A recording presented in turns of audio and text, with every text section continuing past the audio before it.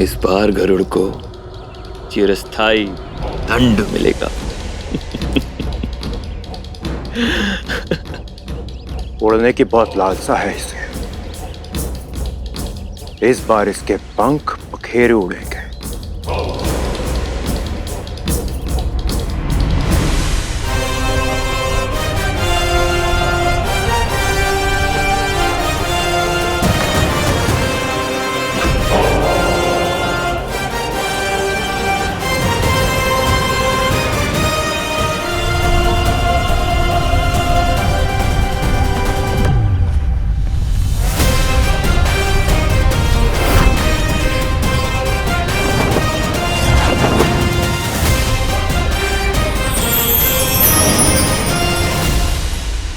इस पर्वत पर निवास करने वाली महाशक्ति, मैं विंता पुत्र गरुड़ आपके सामने नतमस्तक हूं।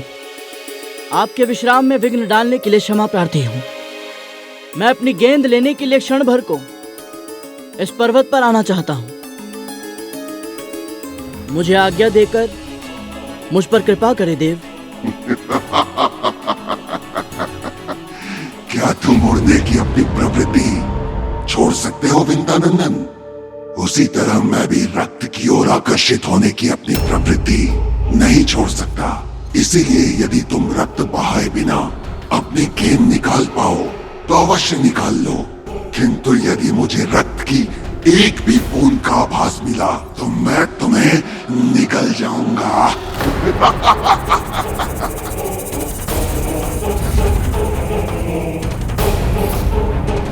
अब क्या करेगा गरुड़?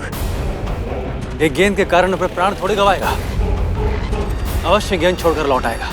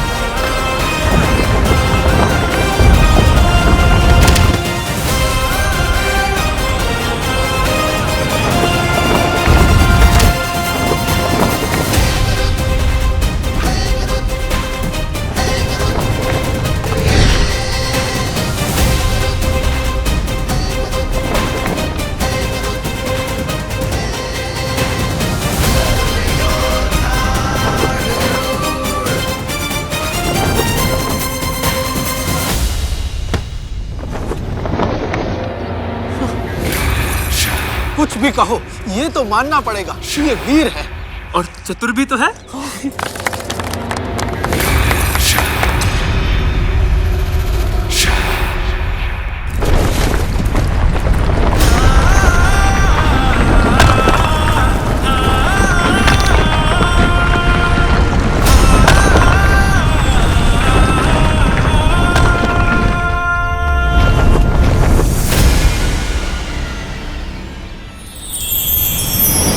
अब अवश्य ही ये सब प्रसन्न हो जाएंगे और मैं माँ की दास्ता के श्राप के विषय में इन सबसे प्रश्न पूछ पाऊंगा। ये लीजिए आपकी गेंद, मैं ले आया।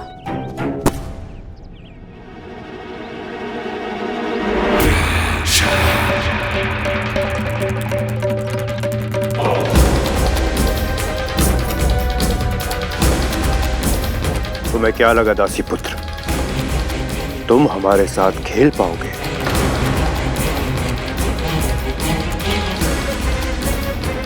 आप सबके साथ खेलना, ये तो मैं स्वप्न में भी नहीं देख सकता भैया। मैं तो बस आप सबकी सेवा करने का प्रयास कर रहा था। वो माँ कहती है ना, सभी बड़ों का सम्मान करना चाहिए, बस इसीलिए। वाह, एक बार के दंड से इतना सुधार, फिर तो अवश्य ही माँ से कह के प्रतिदिन तुम्हें दंड दिलवाना पड़ेगा, ताकि शीघ्र ही तुम प्रशिक्षित हो जाओ। जैसे इसकी माँ हो गई है, दास कर्म में प्रशिक्षण।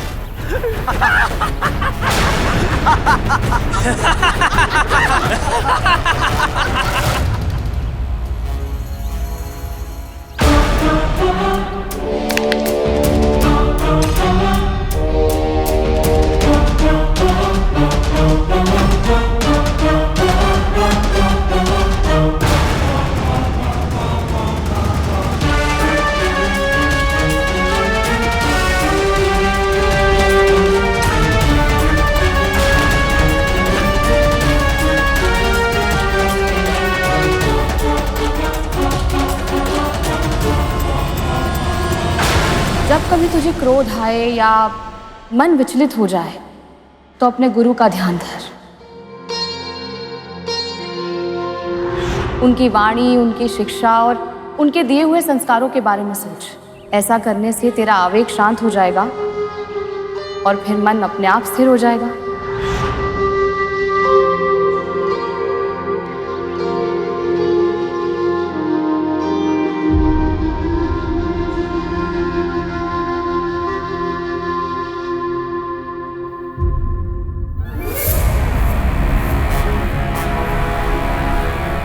नहीं तक्षक भैया, मुझे प्रशिक्षण देने के लिए महारानी से कहकर दंड दिलवाने की आवश्यकता ही नहीं पड़ेगी, क्योंकि मैं तो स्वयं आप सभी बड़ों की सेवा करके पुण्य अर्जित करना चाहता हूँ। तो फिर ठीक है गरुड़, सबसे पहले मेरी सेवा से आरंभ करो। मुझे अत्यंत भूख लगी है। तो जाओ, महल के पीछे जो नया बिल मिला है वहां से चूहों को पकड़ कर लाओ। पर तुझसे बड़ा तो मैं हूं। पहले तो इसे मेरी ही सेवा करनी होगी। करेगा धूमल, तेरी भी सेवा करेगा, लेकिन इससे पहले ये मेरे पैर दबाएगा। मैं तुम सबसे बड़ा जो हूं।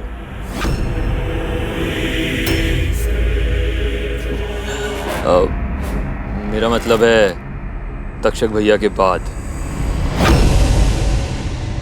तो ये है माँ के अतीत के ताले की कुंजी। इसी से पूछता हूँ। नहीं नहीं, सबसे बड़े ये थोड़ी ना है, सबसे बड़े तो शेष।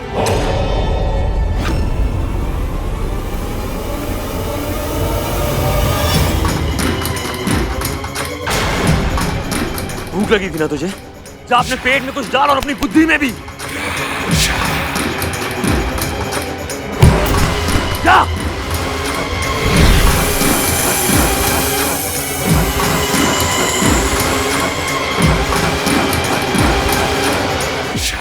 भैया, आप इतने रुष्ट क्यों हो गए? वो क्या है ना, माँ ने हमें मना किया है कि शेष जाने के लिए अलग से आदेश देना पड़ेगा क्या? जा।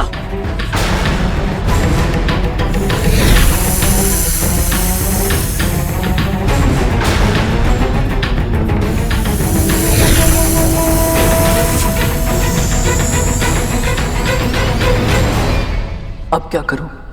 तक्षक भैया से पूछूं? और ये दोनों अपने छोटे भाइयों को डांट क्यों रहे? अवश्य ही कोई तक्षक भैया से भी बड़ा है, सबसे बड़ा। किंतु कौन?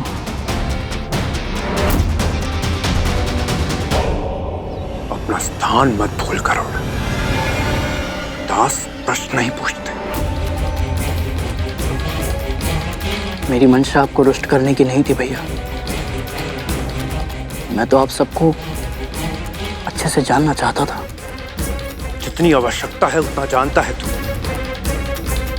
अधिक मेलजोल बढ़ाने की चेष्टा मत कर। ऐसा क्यों भैया? मुझसे और मेरी माँ से इतना बैर क्यों है आप सबको? एक और प्रश्न, माँ को बुलाऊं क्या? चाबुक की एक वार से सारी जिज्ञासा आंसुओं में बदल जाएगी तेरी। चाबुक का भय नहीं है मुझे, सत्य जानना है। और सत्य जानने के लिए मुझे चाबुक की मार मिले या कोई और दंड, उसका मूल्य चुकाने के लिए तैयार हूं मैं। कौन सा सत्य? यही कि जिसकी सगी बहन इस महल की महारानी है, वो मेरी माँ अपनी उसी बहन की दासी कैसे बनी? क्यों छुपाते हैं आप सब ये सत्य मुझसे? भयभीत है क्या? कहीं ये डर से तो नहीं कि ये सत्य मुझे पता चल गया तो आप सब कठिनाई में पड़ जाएंगे? भयभीत और हम? कालिया, भड़का रहा है तुझे।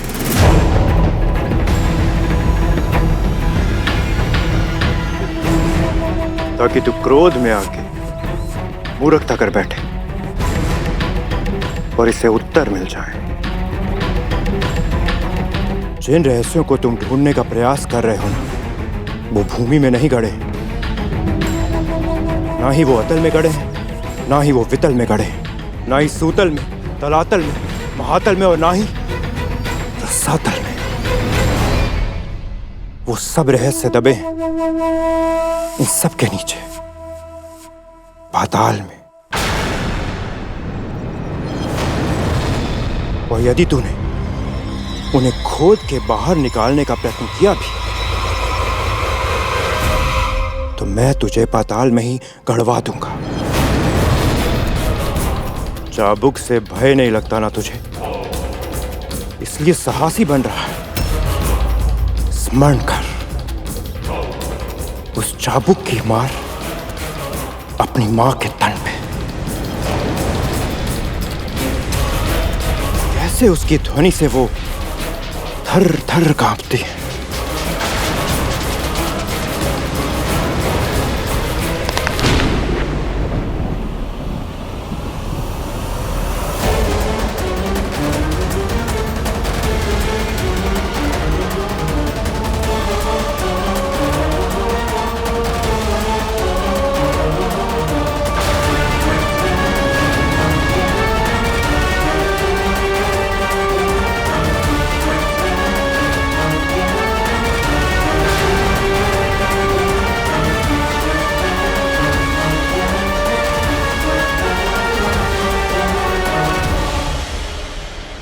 सब व्यर्थ हो गया।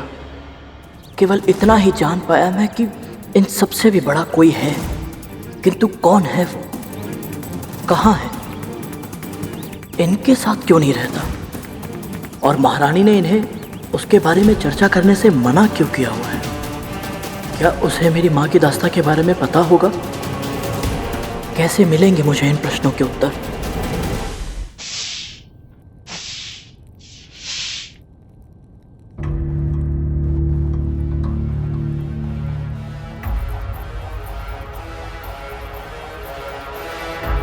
ओम विष्णुवे नमः, ओम विष्णुवे नमः, ओम विष्णुवे नमः, विष्णुवे नमः, ओम विष्णुवे नमः, ओम विष्णुवे नमः, ओम विष्णुवे नमः। दासी पुत्र होकर भी इतना शक्तिशाली होगा कल्पना नहीं की थी। क्यों धूमल?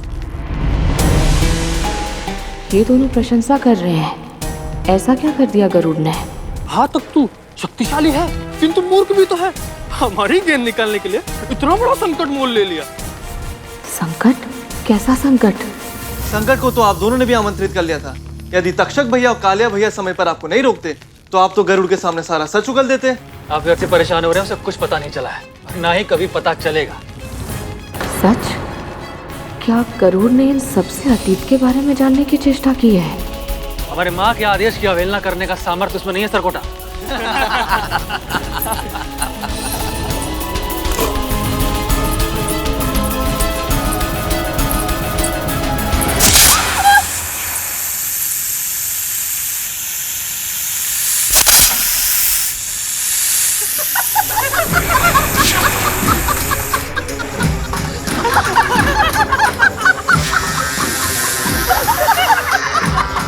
लो, फिर से वही परिहास। अब फिर से भय से मेरी वही चित्कार।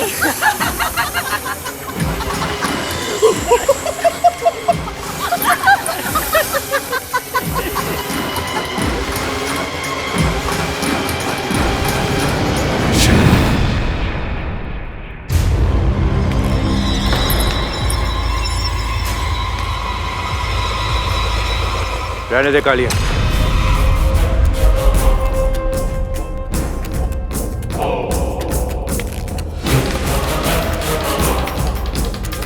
जाने दे इन्हें।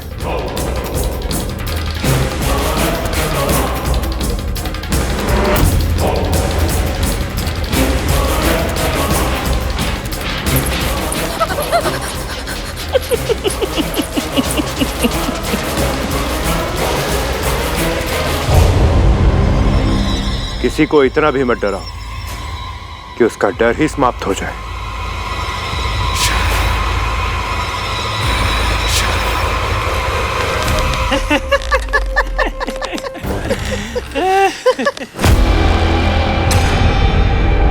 ये मेरा स्थान है।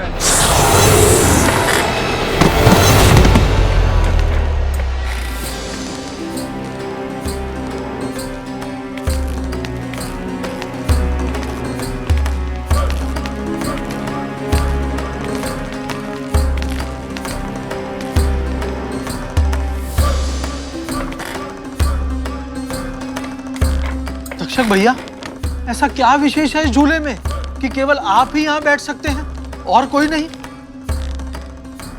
छोटे भाई तख्तू, ये चंदन का झूला है। इस पे बैठने का अधिकार सिर्फ उसी का है जो सबसे बड़ा हो। जब तक शेषनाग भैया थे सिर्फ वही बैठते थे इस पर, और उनके वैकुंठ जाने के बाद ये स्थान वासुकी भैया को मिलता, किंतु वो भी शेषनाग भैया के साथ तपस्या में चले गए। तो इसीलिए ये अधिकार तक्षक भैया को मिलता है, और इनके बाद ये चंदन का झूला मुझे मिलेगा।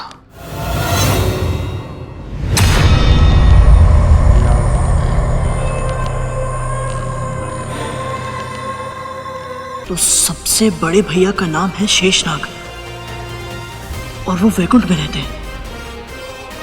पर वासुकी भैया और शेषनाग भैया यहां से गए क्यों? मैं उन तक कैसे पहुंचूं? वैकुंठ, ये नाम कहीं सुना है मैंने, और कहां? हाँ, मां के आराध्य श्री विष्णु वैकुंठ में ही तो रहते हैं। इसका अर्थ यह है कि मां मुझे वैकुंठ का मार्ग बता सकती है। ध्यान रहे, शेषनाग भैया की चर्चा गरुड़ के सामने फिर से कभी नहीं होनी चाहिए। यदि मां को यह बात पता लगी कि किसी ने भी ऐसा कुछ किया है तो उसके प्राण मैं भी नहीं बचा पाऊंगा।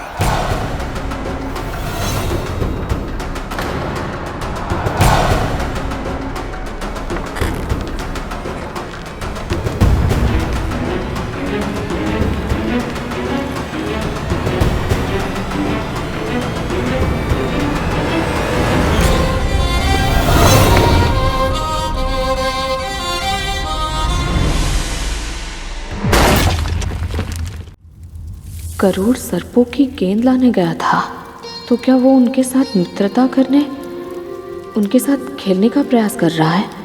अच्छा ही है, भाई हैं वो उसके। किंतु सत्य तो ये है कि सर्पों के साथ मित्रता उसे हानि भी पहुंचा सकती है। कैसे समझाऊं उसे?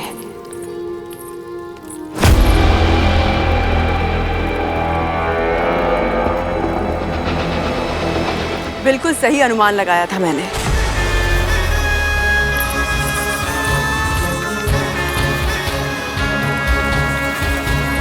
तुझे कैसे ज्ञात हुआ कि आज मेरा ये खाने का मन है? बचपन से ज्ञात है मुझे। सर्जन के फूल खिलते बाद में हैं, आपके मुख की भाव भंगिमा उनके स्वाद की कल्पना से ही बदल जाती है। सच कहा तूने। याद है कैसे सुबह से शाम हो जाती थी हमें फूल चुनते चुनते? और आधे से अधिक फूल तो चुनते चुनते ही चबा जाती थी आप, है ना?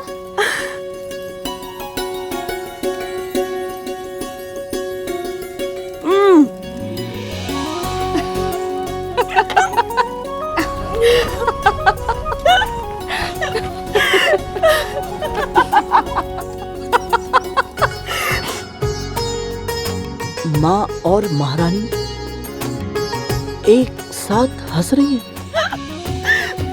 स्मरण है तुझे कैसे हम दोनों इन फूलों को अपनी झोली में भरते थे? घर शीघ्र कौन पहुंचेगा वो भी एक भी फूल गिराए बिना, इस बात को लेकर शर्त लगाते थे। तुम तो पराजित हो गई विंता। हमारी शर्त के अनुसार अब जीवन भर तुम्हें मेरी दासी बनकर रहना होगा। ऐसा मत कीजिए दीदी, बहन हूं मैं आपकी। अब तक तो हंस रही थी,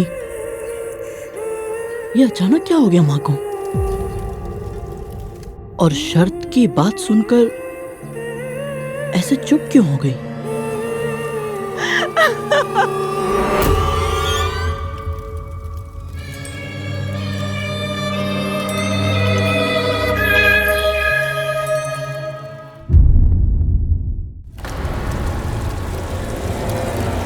ध्यान कहाँ है तेरा? जला हुआ खाना खिलाएगी मुझे?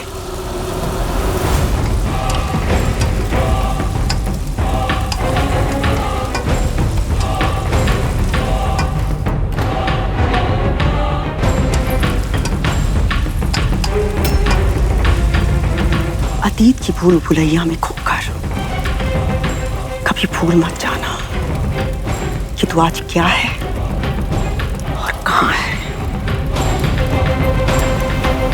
मत भूल, पुत्र यदि त्रुटि करेगा तो दंड मां को मिलेगा। यदि मां से कोई भूल हुई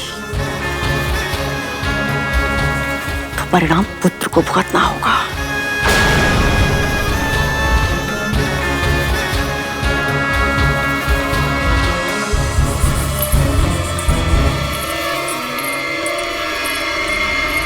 माँ और महारानी का एक साथ हंसना इस बात का प्रमाण है जो माँ ने मुझसे कही थी कि महारानी सदैव से ऐसी क्रूर नहीं थी। किंतु शर्त की बात सुनकर माँ के मुख के भाव जैसे बदल गए, उससे यह प्रतीत होता है कि इनके बीच जो कुछ हुआ उसके पीछे अवश्य ही कोई शर्त थी।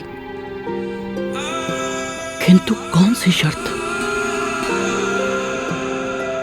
मेरे इन सभी प्रश्नों के उत्तर केवल शेषनाग भैया ही दे सकते हैं। अब कुछ भी क्यों ना करना पड़े, मुझे वैकुंठ जाना ही होगा।